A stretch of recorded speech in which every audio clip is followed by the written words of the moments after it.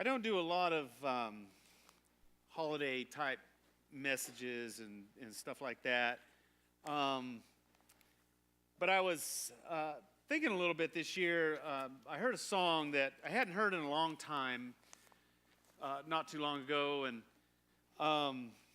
it was one I remember when I was younger, always really choking me up and meaning a lot to me, and it just kind of sparked some thoughts and just kind of inspired me with some stuff I wanted to share with you this morning as again, we're in the first Sunday of the new year, and some of you may think it's kind of a corny song, but I always thought it was pretty awesome, and it's that Cat's Cradle song by Harry Chapin, right? So everybody's like, yeah, we know that corny song.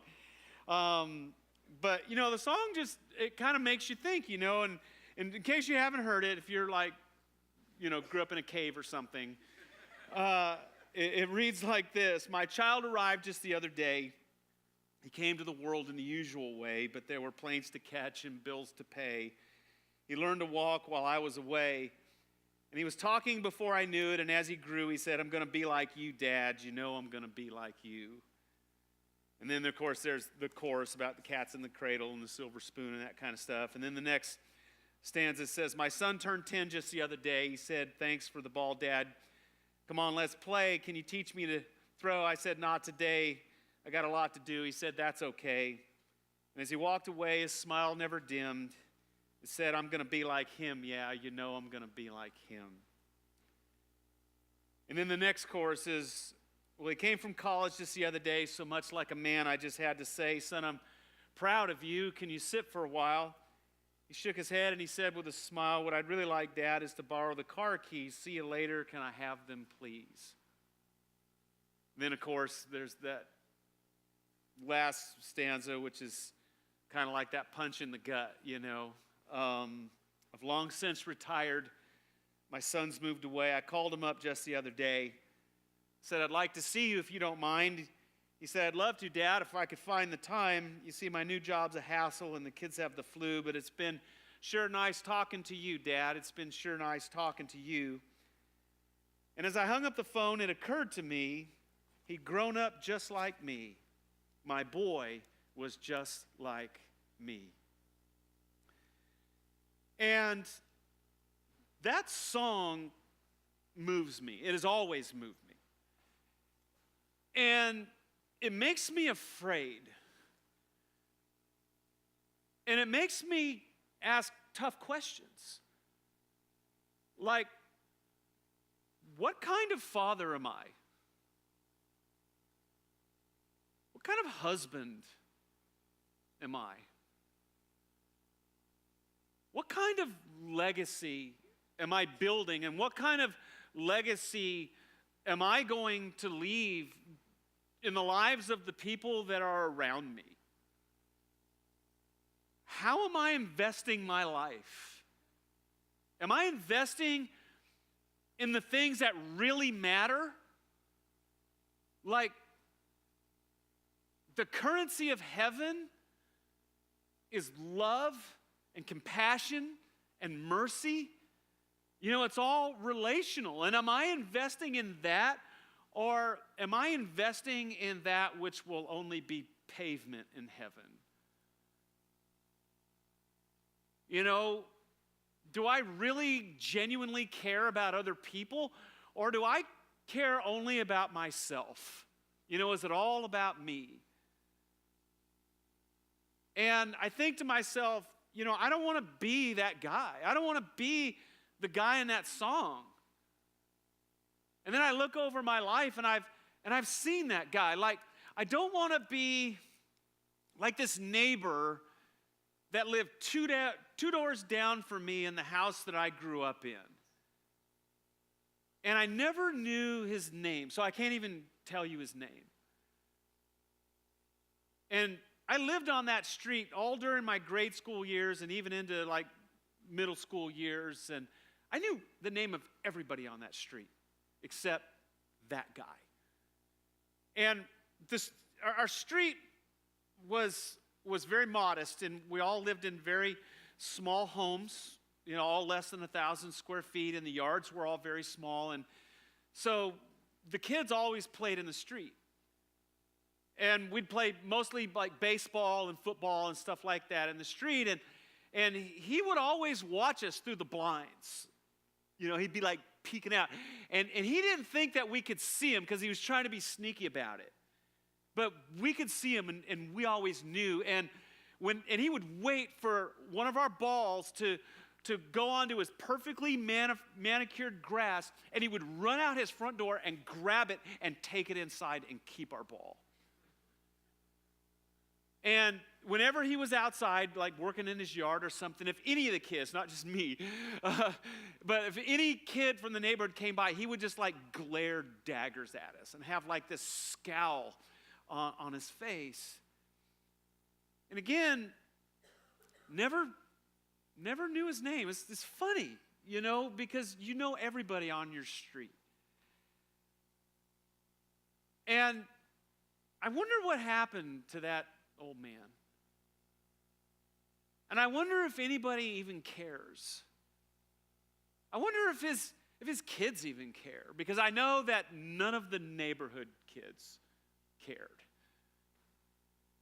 What I really want to be like is this neighbor who lived way down on the other end of the street, like 2 doors from the end of the street, named Fred. And I later found out, like much later after I was grown, that his real name was Joe Blackmore. But everybody just called him Fred. And Fred was awesome. And he was always outside working in his garage, like day and night, working on stuff for people. And Fred was a retired welder from the shipyard, and he just was constantly helping people by doing these projects. And we kids would come by his house all the time, like 4 or 5 times a week, because he was always out there.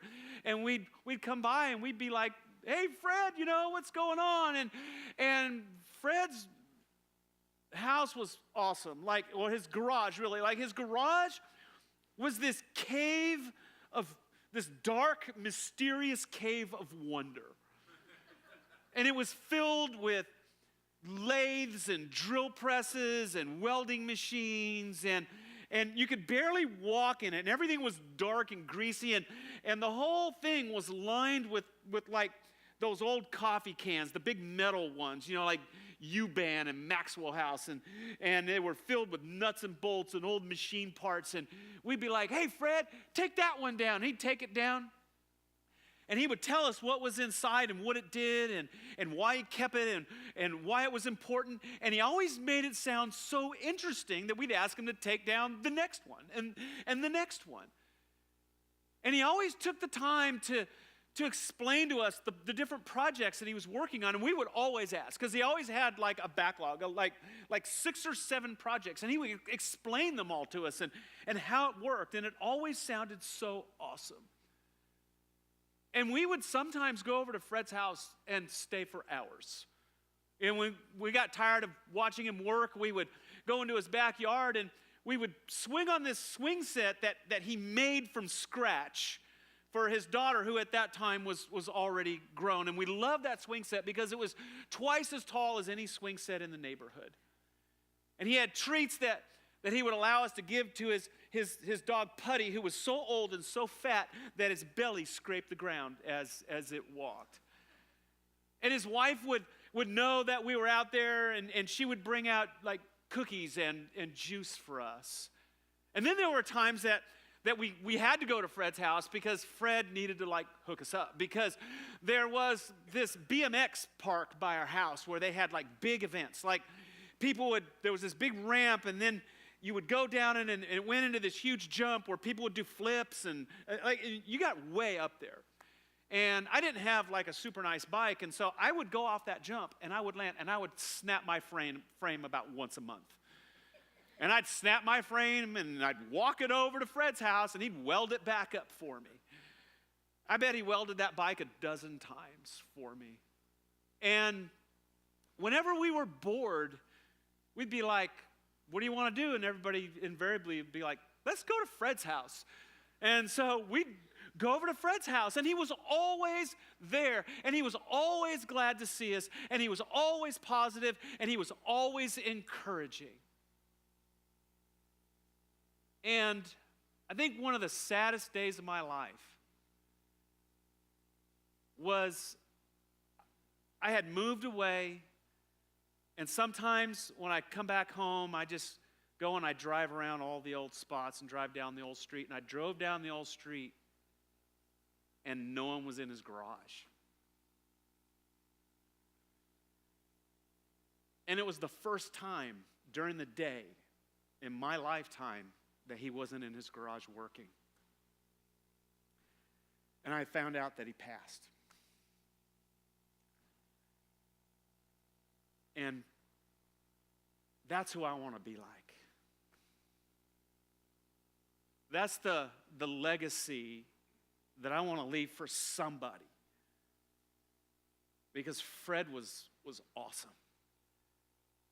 Who I don't want to be like, I know this sounds really terrible, but I'll tell you about it.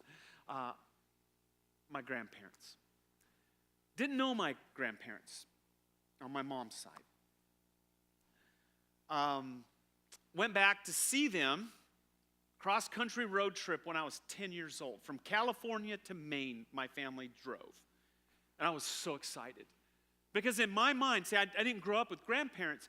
And I knew friends who had grandparents. And I just associated grandparents with, like warmth and love and hugs and kisses and candy and presents and stuff, it's just like grandparents are awesome. And so I just knew that my grandparents were going to be awesome. I just knew that it was going to be the best trip in the whole world. And we spent 5 whole days in the car. And for a 10-year-old, that is grueling. And it was the longest stint of doing anything in my life. And every day, the anticipation it built, and it built, and it built. Until finally, I vividly remember to this day pulling into the driveway of my grandparents' house in Kittery, Maine, and I thought that my heart was going to burst with joy and happiness. And we could see my grandmother and grandfather sitting in the kitchen through the window at their kitchen table. And they kind of leaned over and looked at us, but they didn't come outside. And so I didn't think anything of it. We came in. I didn't say any of this, but I was like, my attitude was like, okay, we're here. We've come to see you. We're going to visit. This is, man, I'm so excited to meet you and all of that stuff. And nothing. Like no hugs, no kisses, no candy, no presents, like nothing. In fact, they didn't even acknowledge us kids. They stood up, they gave my mom like a little hug, and then they went and sat back down at the table. And while we were there, we had to stay at their home on certain days because we had other grandparents back there that we stayed at who were super awesome, but these grandparents, not so much. And so when my parents were out doing parent things back home, we stayed with my grandmother, and what she did was lock us out of the house. You guys are laughing. But she did. She locked us out of the house and told us to go play in the neighborhood. Well, we didn't know anybody. And so my sister and I, we sat in the backyard and we played with the toys that we brought to play with in the car that were pretty much played out by, an hour into the trip in the car. And on several occasions it rained because they get a lot of summer rain in upstate Maine or in Maine, which is actually they're lower Maine, but get a lot of rain there. And I remember sitting under the picnic table to stay dry. And the only time that we were really allowed in the house was when we had to go to the bathroom. And even then it was begrudgingly, like she didn't believe us. Are you sure you need to go to the bathroom? And the only real memory that I have other than that of my grandparents, or at least together, was my grandmother and grandfather sitting at the kitchen table literally all day long playing cribbage and smoking and drinking coffee all morning and beer in the afternoon and evening. So that's my grandparents. And I remember when my grandmother passed away, it was like just a year or two after that. And my mom had gotten a phone call, and she hung up the phone, and we could tell something was wrong because she was crying. And we asked her what was going on, and she told us that her mother had passed. And I remember thinking this, and I know it's terrible, but I thought, what's the big deal? Like, what is the big deal? And I know that's not right. I know that is completely the wrong thing to think or to say, and I don't think I said it. But like, what do you expect, from someone who's like 11 years old? Who I really want to be like is Cindy's great aunt, who the family all affectionately referred to as I. Her real name was Ethel. I don't know. None of the seniors in my life ever had a real name. It was all something else. So there's I or Ethel, and from everything I can tell, I was never like really pretty or wealthy. Certainly not wealthy, or really even all that bright. She really came off to me as very naive and simple. But she had more close friends than anyone I think I've ever known. And her house was always full of neighbors and friends and conversation and laughter. And we'd go to her house, and it was like Grand Central Station. People just constantly dropping by, and it was wonderful. You could tell that there was such a richness of relationship there. And I used to love going to I's house because she was like so engaged with you. Like she would always ask what was going on in my life. And she would stop and look at me, and she was riveted. And I would explain what was going on with, college or seminary or my first church or, whatever it was I was doing. And she would literally ooh and ah as if it was the most exciting thing in the world. And I'm convinced that to her, it was. And she seemed more interested in my life and more invested in my life than I was. And it made me feel so loved and so special. And again, there was like nothing to do at her house. And I look forward to it every single time. Because it was such a place of peace and rest. And we usually went on holidays, and I was usually asleep within an hour. And I'm like a terrible insomniac. I can never sleep during the day, but I could sleep there. And I'm not kidding. Within an hour, on the couch would be me, my father-in-law, my brother-in-law. We'd all be sound asleep, all of us. And that's how peaceful and restful it was.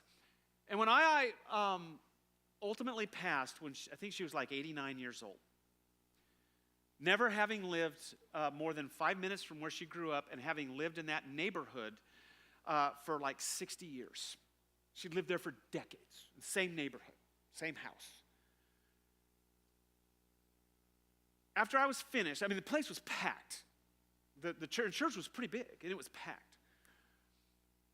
And when you do a funeral, the minister always stands in the back, and everybody kind of leaves, and they shake the family's hand because you stand kind of with the family. And we were the family, so And everybody came up and shook my hand, and I'm not exaggerating. I know that preachers exaggerate a lot. I really try not to do that, honestly. I try not to do that. But I'm not exaggerating. At least 100 people, of all the people that were there, came up to me. And they said it in different ways, but they all said the same thing. Ethel was my dearest, dearest friend.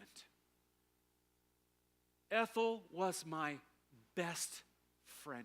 And most of them would whisper it because they didn't want anybody else to hear.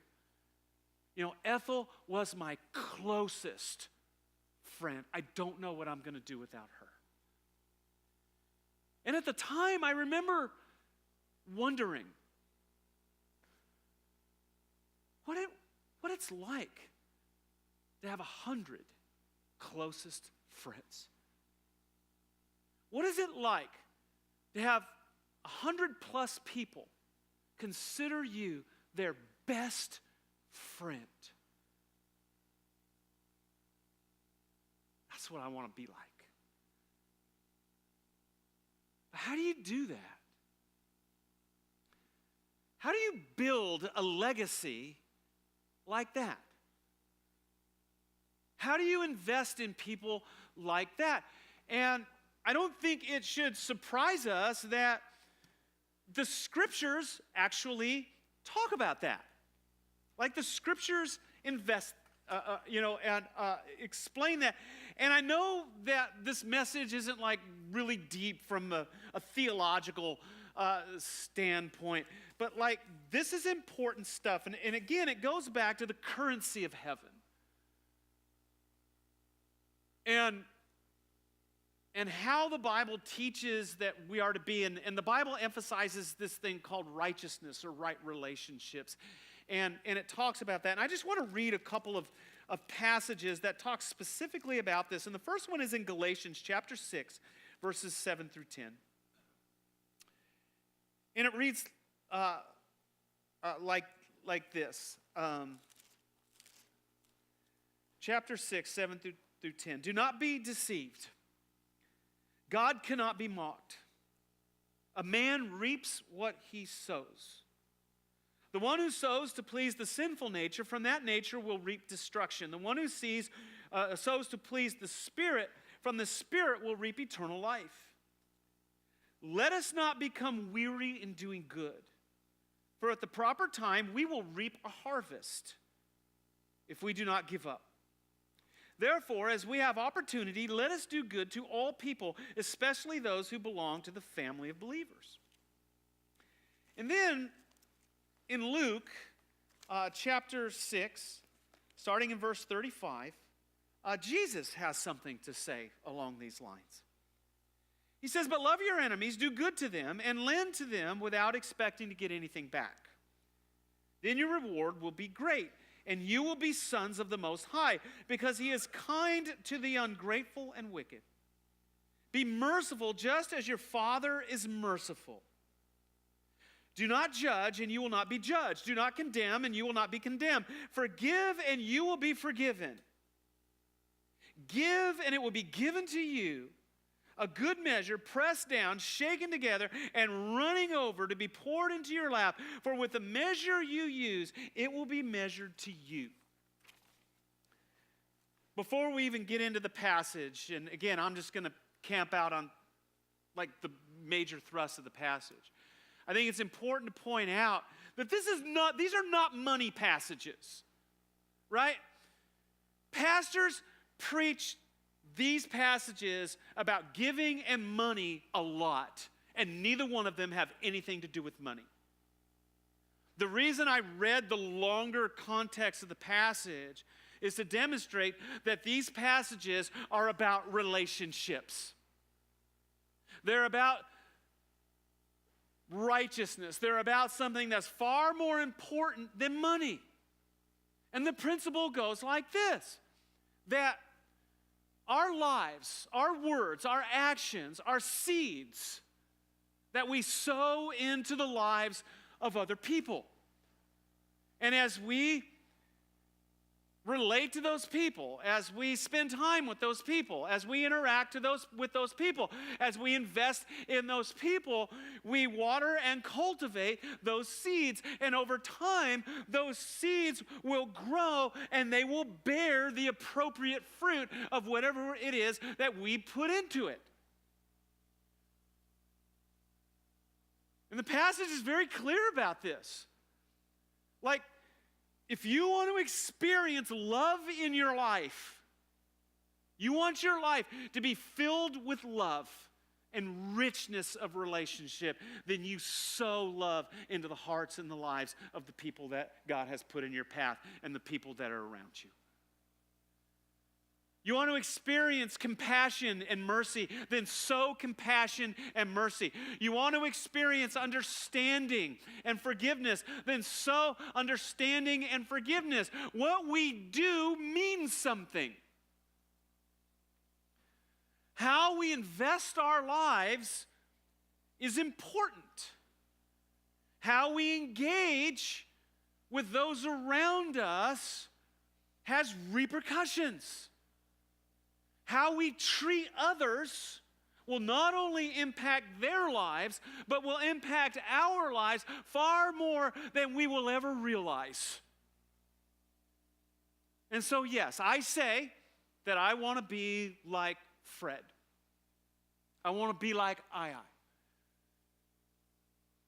But what am I doing about it? Like now, right now in my life, what am I tangibly doing to sow that into the lives of other people? What steps am I specifically taking to make that happen? Because I understand that I have a nearly infinite capacity for good intentions. Like, I'm really good at good intentions. But I understand that likewise, I have an almost infinite capacity for letting it slide and not following through. And I look at this and I think to myself that this stuff right here that these passages are talking about, like sowing into the lives of others, living that kind of righteousness, living that kind of love and compassion and mercy and understanding, and genuinely opening my life to someone else and to other people, that this is so important that I can't afford to put it off. That it's so important that I can't let it slide. Because if I let it slide today, I'm going to be less motivated tomorrow. I'm going to let it slide tomorrow. And one day, I'm going to wake up and I'm going to find that I'm the cat's cradle dad. And that thought terrifies me. And so I say, yes, family is important.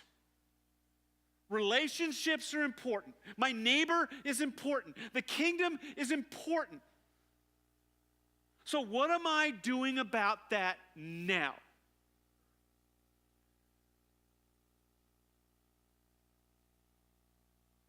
As I invest in the lives of others, it will not only enrich them, but it will enrich my life as well. Our lives are a web of relationships that we impact and shape. And what we are will be reflected in the environment around us. An environment that we are destined to experience for good or for ill. And so, if we desire to live that life of richness and love and relationships around us, then we have to invest in that. And I must understand that what I am today will mean something tomorrow. I think perhaps the best illustration in culture that I know of about this is with Dickens' A Christmas Carol. And in fact, many of you probably saw some rendition of that story even over the recent Christmas season. So it should be fresh. And I think that we all know the story. So I want to fast forward to the Ghost of Christmas Present. And the Ghost of Christmas Present takes Ebenezer Scrooge around and he shows him his life. Like he shows him his relationships. And he shows him from a perspective that Ebenezer hasn't been honest enough to take, like from an outsider looking in, and says, this is what you look like. Like this is what your life looks like. This is what your relationships look like with those who are around you and that are in your circle. And then he meets up with the ghost of Christmas future, and the ghost of Christmas future shows him that his present actions have future repercussions and that he will die alone and despised. And of course, it was incredibly powerful, and it changed his life. And so I ask you, what if, for the sake of argument, that you went to sleep tonight and you met up with the ghost of Christmas present? Like, where would he take you? What would he show you? What relationships would he highlight in your life? Would he show you snippets of things that are going on and that are happening, and show and reveal maybe that you're kind of like the cat's cradle dad? You know, you're just so busy pushing ahead, you know, moving and shaking and moving and making this happen and that happen, and everything else is on the top shelf priority-wise except the people that are in your life. Or would he reveal that you're kind of like that neighbor on my street or my grandparents, that it's really just all about you and people really don't matter, and what you want and what you have is really what's of value to you? Or would they reveal that you're kind of like Fred and I, that your life really is open and genuine, maybe in a way where you don't even see it, but as you look from the outside in, you're like, wow. I get so discouraged sometimes. I feel like nobody cares sometimes, but this is awesome. The scripture says it like this: give, and it will be given to you. Sow, and you will reap. Blessed are the merciful, for they shall obtain mercy. Blessed are those who mourn, for they shall be comforted. Forgive, and you will be forgiven. Sow the wind and reap a whirlwind.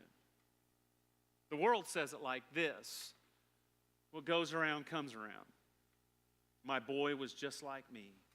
My boy was just like me. And so here we are at the new year, and all our resolutions are fresh, and everybody's like, yeah, I want to lose weight. I want to grow closer to God. I want to be a better parent, all that kind of stuff. I think, for starters, I want to challenge you just by saying that I hope your resolutions are worthy of you. Right?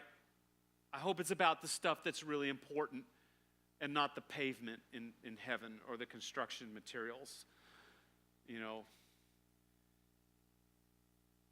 I hope it's about those precious people and lives that God has put in your path, and about compassion and mercy and understanding and grace and forgiveness and love. And I hope that you respect yourself enough to follow through on those resolutions. Because I think that these things here, the things that these passages are talking about, give and it will be given to you. That you will reap what you sow. I mean, I think, do not be weary in doing good. All of the things that they talk about as being important. And, this is a total sidebar. When you read the New Testament, it never emphasizes, or rarely emphasizes, let me say that. It rarely emphasizes the things that we get really caught up with as religious people. You know what it emphasizes? Love.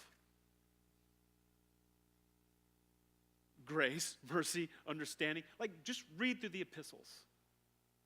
Paul talks about living as children of light, and he goes off onto this whole, and it's constant.